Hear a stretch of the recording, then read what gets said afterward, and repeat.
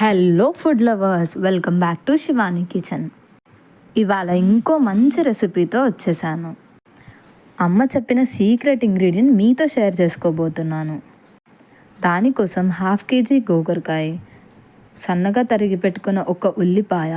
ఇప్పుడు స్టవ్ మీద కడాయి పెట్టుకొని బాగా వేడి చేసి అది వేడైన తర్వాత 2 టేబుల్ స్పూన్ ఆయిల్ వేసుకోవాలి. ఇప్పుడు ఫ్లేమ్ హైలోనే పెట్టుకొని నూనె బాగా వేడైన తర్వాత సన్నగా తరిగి పెట్టుకున్న ఒక ఉల్లిపాయని వేసుకోవాలి. దీన్ని కూడా హై ఫ్లేమ్లో పెట్టే బాగా మగ్గించుకోవాలి. ఉల్లిపాయ బాగా ఫ్రై అవుతేనే దీనికి టేస్ట్.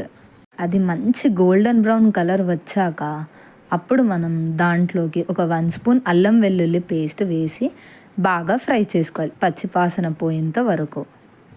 ఈ ఫ్రైలో ఇంగ్రీడియంట్స్ తక్కువైనా టేస్ట్ మాత్రం చాలా బాగుంటుంది. ఇప్పుడు చిటికెడు పసుపు వేసి బాగా కలిపేసి గోకరకాయ వేసుకోవాలి. దాన్ని బాగా కలిపేసి మూత పెట్టి మగ్గించుకోవాలి. ఉప్పు కారం వేయకముందే ఇలా ముందే కాసేపు మగ్గించుకుంటే గోకరకాయ పచ్చివాసన అంతా పోతుంది. మళ్ళీ 2 నిమిషాలు ఆగి మూత తీసి చూడండి, పచ్చివాసన అంతా పోతుంది. ఇప్పుడు దీంట్లోకి ఒక 2 స్పూన్ ఉప్పు వేసి బాగా కలిపేసి మళ్ళీ మూత పెట్టే మగ్గించుకోవాలి. ఈ ఫ్రై మూత పెట్టి మగ్గించుకుంటేనే కంప్లీట్గా కుక్ అవుతుంది. ఈ ఫ్రై కోసం మనం వాడే సీక్రెట్ ఇంగ్రీడియంట్ ఎండు కొబ్బరి.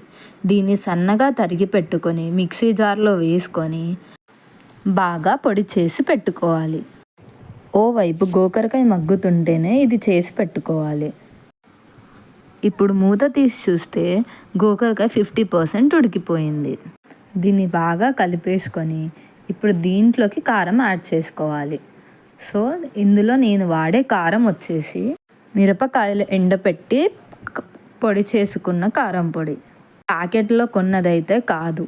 సో దీన్ని ఇక్కడ నేను 2 స్పూన్స్ వేసాను. మీరు కావలిస్తే ప్యాకెట్ కారం వాడే వాళ్ళైతే 3 స్పూన్స్ కారం వేసుకోండి. ఈ కారం పొడికి కలర్ తక్కువ, స్పైసీనెస్ ఎక్కువ. కారం వేసాక మంటని మాత్రం సిమ్లోనే ఉంచి మగ్గించుకోవాలి. ఇప్పుడు దీంట్లోకి నెక్స్ట్ ఇంగ్రీడియంట్ కొబ్బరి పొడి వేసి మగ్గించుకోవాలి. కొబ్బరి పొడి వేసి కలుపుతూ సిమ్లో పెట్టే మగ్గించుకోవాలి. మాడకుండానే ఫ్రై అవుతుంది. ఈ ఇంగ్రీడియంట్ వల్ల ఫ్రైకి ఎంతో టేస్ట్ వస్తుంది, చాలా మంచి అరోమా వస్తుంది. ఇలా కొబ్బరి పొడిని ఫ్రైలోకైనా, కర్రీలోకైనా, మసాలాకైనా ఎందులో అయినా చాలా టేస్ట్ని పెంచుతుంది. ఇప్పుడు ఫైనల్గా ఇందులోకి ధనియాల పొడి యాడ్ చేసుకొని మూత పెట్టి మగ్గించుకోవాలి. ధనియాల పొడి కూడా చాలా మంచి కాంబినేషన్ ఈ ఫ్రైలోకి. కింద మాడకుండా బాగా కలుపుతూనే మగ్గించుకోవాలి. ఈ రెసిపీ అన్నంలోకైనా, చపాతీలోకైనా, జొన్న రొట్టెలోకైనా ది బెస్ట్ కాంబినేషన్. యాక్చువల్గా దీన్ని హెల్దీ ఫ్రై అని కూడా అనొచ్చు, ఎందుకంటే ఫైబర్ కంటెంట్ చాలా ఉంటుంది గోకరకాయలో. పప్పులోకి నంచుకున్న ఎంతో టేస్టీ అయిన ఫ్రై. అంతా ఇలా బాగా కలిపేసుకున్న తర్వాత మూత పెట్టేసుకొని స్టవ్ ఆఫ్ చేసి మగ్గించుకుంటే ఫైనల్లీ రెడీ. చూసారుగా ఎంత బాగుందో. ఆ గుమగుమలకి ఇప్పుడే తినేసేయాలన్న ఫీలింగ్ వస్తుంది.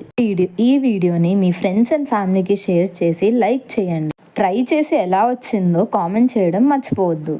ఇలాంటి మరెన్నో వీడియోల కోసం సబ్స్క్రైబ్ చేసుకోండి.